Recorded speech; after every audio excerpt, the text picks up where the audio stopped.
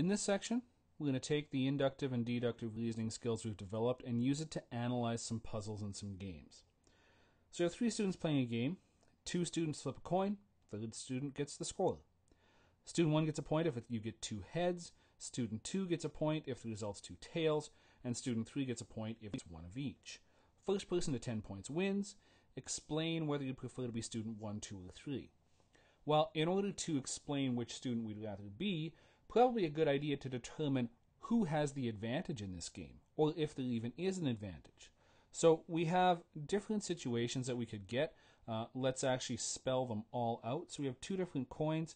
Let's say we have a quarter, and I'm awful at drawing, so I'm not even going to try to draw it. I'm just going to put a Q in there.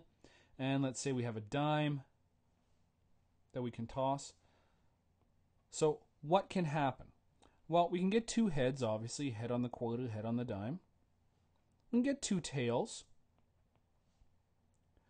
We can get 1 of each. We can get a head on the quarter and a tail on the dime.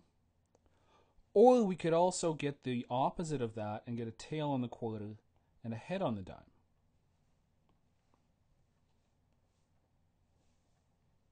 So looking at this, the 2 heads, that would be student 1 getting the point.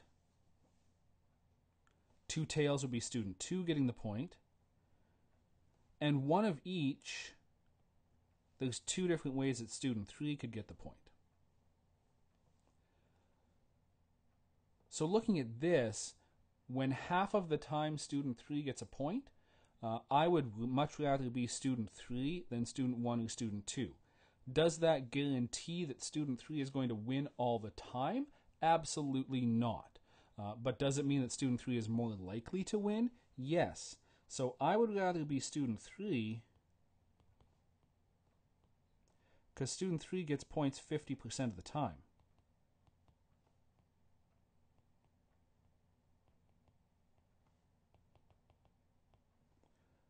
Students 1 and 2,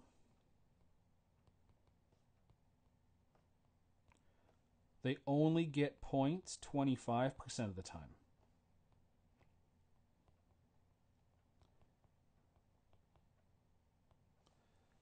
Now, as I said, you're flipping coins.